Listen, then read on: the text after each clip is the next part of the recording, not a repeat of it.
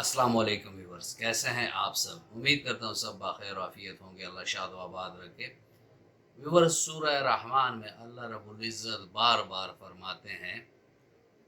कि फ़बिअय्यि आलाइ रब्बिकुमा तुकज़्ज़िबान, कि वो कौन कौन सी नेमत है जिसको आप लोग झुठलाएंगे।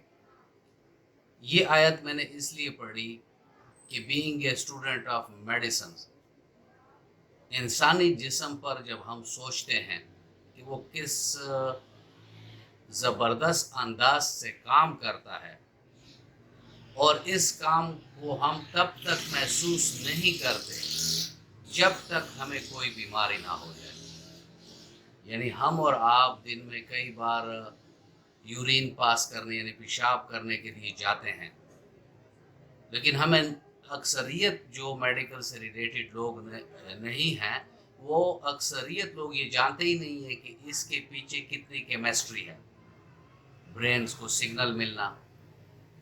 फिर वो स्पाइनल कार्ड और नर्व्स में आकर नीचे मसाने को सिग्नल देना कि भाई अब आपने कंट्रैक्ट होना है, आगे से जो स्पिंचर है उसने रिलैक्स करना है। अब पेशाब ख़त्म हुआ, अब आप अपने कंट्रैक्शन को ख़त्म कर दें, स्पिंचर बंद हो जाता है, यानी पेशाब की ड्रिबलिंग नहीं होती। ये एक पूरा प्रोसेस है जो नॉर्मली चलता रहता है। तो जब मसाने और हमारे नर्वस सिस्टम के दरमियान कोऑर्डिनेशन में किसी भी इंजरी यानी चोट की वजह से या किसी बीमारी की वजह से इसमें इम्बैलेंस आ जाता है या फ़र्क आ जाता है, तब हमें पेशाब की मुख्तलिफ आवाज़ लगना शुरू हो जाती हैं। आज इस पर बात करेंगे व्यूअर्स,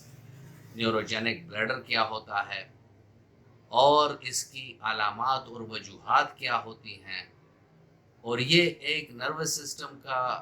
ऐसा मसला है कि जिसको कम्प्लीटली रेक्टिफाई नहीं किया जा सकता। जैसे कहते हैं ना कि आप इसको बिल्कुल नया कर दें, इसको ठीक कर दें, लेकिन होम्योपैथिक में इसके ऐसे मेडिसिन हैं कि इस बीमारी को मज़ीद बढ़ने भी ना दिया जाए,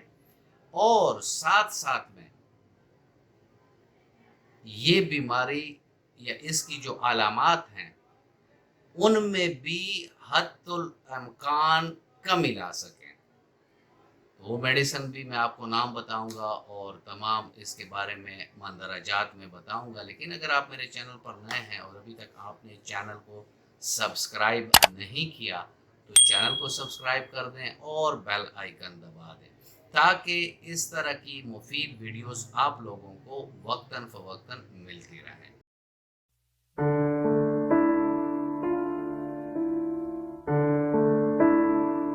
विवर्स, न्यूरोजेनिक ब्लैडर,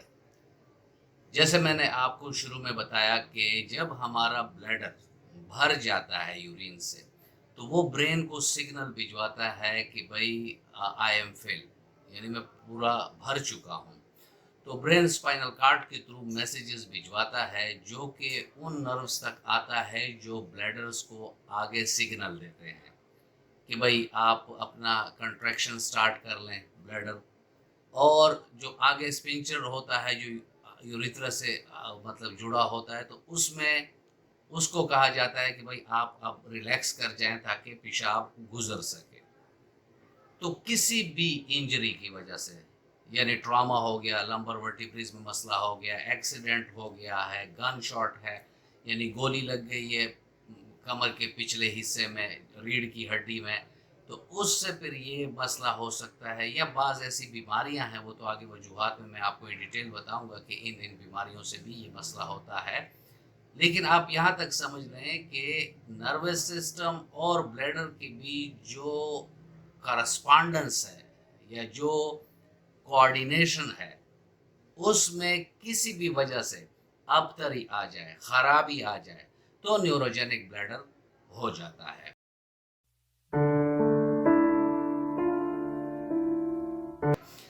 व्यूअर्स, अब हम चलते हैं और कॉजेज़ को देखते हैं। बाज़ तो पैदाइशी होते हैं कि अगर बच्चे को सेरेब्रल पाल्सी का मरज़ है, तो उस मरज़ में फिर बच्चे का न्यूरोजेनिक ब्लैडर होता है, यानी उसको अपने पेशाब पे कोई कंट्रोल नहीं होता। اس کے علاوہ جو بڑے ہیں ان میں جو سب سے پہلا مسئلہ بیماریوں میں آتا ہے وہ جو ہے ڈائبٹیز ہے۔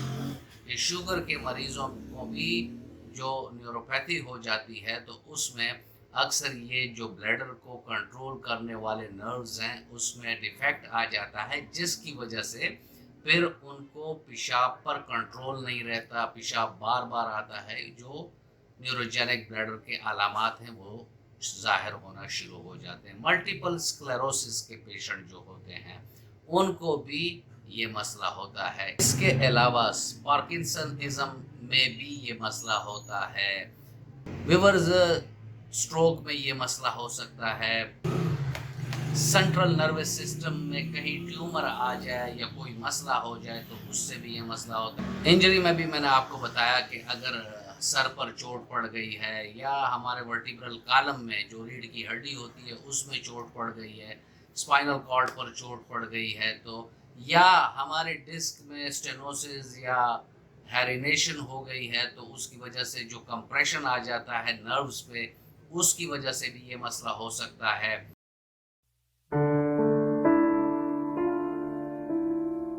ویورز اب ہم چلتے ہیں اور علامات کو دیکھتے ہیں کہ کون سی ایسی رہنما علامات ہیں جس سے ہمیں پتہ چل سکے کہ اس پیشنٹ کو نیوروجینک بلیڈر کا مسئلہ ہے۔ اس میں جو علامات ہیں وہ پیشاب کا بار بار آنا، پیشاب کے لیے جانا اور تھوڑا تھوڑا ہونا، پیشاب کا زیادہ جمع ہو کر ڈربلنگ کرنا، یعنی ویسے ہی پیشاب قطرہ قطرہ ادھر سے آتا ہے، پیشاب کے دوران درد ہونا، اور اکثر یہ ہوتا ہے کہ نیوروجینک بلیڈر میں بلیڈر بھر جاتا ہے لیکن اسپائنل کارڈ اور بلیڈر کا ایک وہ ہے کوارڈینیشن ہے، اس میں فرق ہوتا ہے، تو سگنل وہ برین کو بھجواتا نہیں ہے کہ بلیڈر بھر چکا ہے، اور پھر ایسے میں جب یورین ریٹینشن ہوتی ہے تو اس کا ڈائریکٹ ایفیکٹ گردوں پر پڑتا ہے، جس سے آپ کو دونوں اطراف میں، کمر کے نیچے دونوں اطراف میں درد بھی ہو سکتا ہے۔ اس میں کڈنی کی انجری بھی ہو سکتی ہے، رینل فیلیور بھی ہو سکتا ہے، اور جب یہ بلیڈر بہت زیادہ بھر جاتا ہے تو اس نے تھوڑی بہت اوور فلو تو کہیں نہ کہیں کرنی ہے، تو وہ جو اسپینچر ہے نیچے اس پر زور ڈال کر تھوڑا تھوڑا ڈربلنگ پیشاب کی ہوتی رہتی ہے۔ رات میں 8 سے 10 بار پیشاب کے لیے اٹھنا بھی یہ ظاہر کرتا ہے کہ مریض کو نیوروجینک بلیڈر ہے۔ اس کے علاوہ اس میں ایک ارجنسی ہوتی ہے کہ اگر میں پیشاب کے لیے نہ گیا تو میرا پیشاب کسی طرح نکل جائے گا۔ ڈائگنوز میں ہم کیا کرتے ہیں، ایک تو اسٹڈی ہے یورو ڈائنامک اسٹڈی، یہ کرتے ہیں، اس کے علاوہ سسٹوسکوپی ہے وہ کرتے ہیں، اس کے علاوہ جو الٹرا ساؤنڈ ہے وہ کرتے ہیں، بلڈ کے ٹیسٹ کرتے ہیں، اور ساتھ میں مریض کی جو کمپلیٹ ہسٹری ہوتی ہے، کیونکہ اس کو بھی پتہ ہوتا ہے کہ مجھے کسی نہ کسی مسئلے کی وجہ سے یہ پرابلم ہوئی ہے۔ اگر وہ چوٹ کی ہسٹری بتاتا ہے تو اس میں ہم پھر ایم آر آئی لمبر ورٹیبرس کا بھی کرتے ہیں، ساتھ میں سی ٹی اسکین میں بھی یہ پتہ لگانے کی کوشش کرتے ہیں کہ برین میں کسی جگہ پر ایسی انجری تو نہیں ہوئی یا اسٹروک کی وجہ سے کوئی ایسا مسئلہ تو نہیں ہوا، تو یہ اس کے کچھ ڈائگنوسٹک ٹولز ہیں۔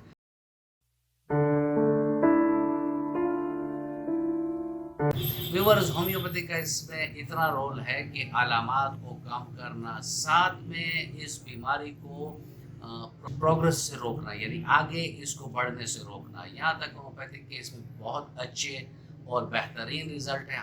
ہاں، یہاں تک ہو سکتا ہے کہ اگر ورٹیبرز میں پرابلم ہے، ان کے جو لوکیشن ہے اس میں فرق ہے، یا وہ کمپریشن ہے یا اسٹینوسس ہے، تو اگر ہم لمبر ورٹیبرز کو ٹھیک کر دیں تو جو نرو کمپریشن آ رہا ہے تو وہ ختم ہو جاتا ہے، جس کی وجہ سے پھر نیوروجینک بلیڈر بھی ٹھیک ہو جاتا ہے۔ لیکن اکثریت ایسے نروس سسٹم کے ڈیمیج ہوتے ہیں کہ جو irreversible ہوتے ہیں، یعنی اس میں پھر آپ پہلے کی طرح نہیں ہو سکتے۔